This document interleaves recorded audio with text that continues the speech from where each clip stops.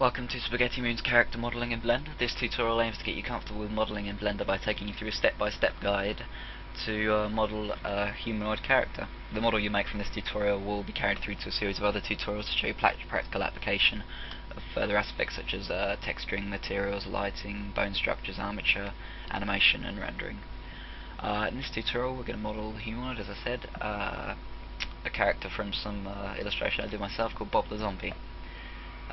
Most of the time, whenever you are modelling a character like this, you'll need to have some kind of reference image for symmetry and detail.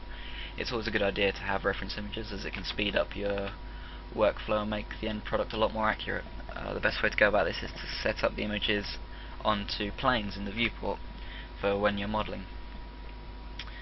The reference images I did are just a quick sketch, and there should be a file provided along with the video tutorial. You can use your own though, the general principles should remain the same. A few things you must remember though, when making your own reference images, is to make sure that the different images' key positions are level. For example, the eyes need to be at the same level, and the knees and the feet, and it needs to be generally the same size, or ratio anyway. Once you've cropped your images, I use GIMP, keeping the height the same to avoid too many problems cropping up. You can put them into Blender. So let's start with the front view. Let's get rid of that cube quickly. Oops. There we go. And we'll start with the front view, which is numpad 1. There we go.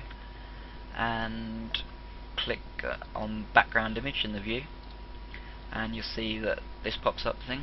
This background image window. Click on use background image to bring up the options, and to load the image up, click on this little folder. And then just navigate to your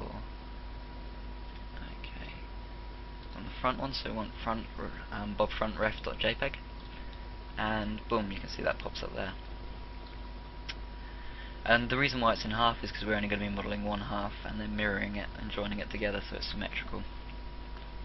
Okay, well now we need another viewport for the side view, so let's split the screen. Right mouse button along here and move your mouse until this little double arrowed cursor pops up, and then click split area, and numpad 3 to go in the side view. You see we've got the same image, but since it's another viewport we can change the image and it won't affect the front view, so we want side view. Right, you can see that that's actually a little bigger. We'll sort that out in a second. I'll just talk about the different effects we have here. The blend effects sort of affects the alpha, and you can change it to less or more depending on which one you are. It's all a matter of preference really. Size, pretty self-explanatory. Affects how big or small the image is. Offset, changes the location of it.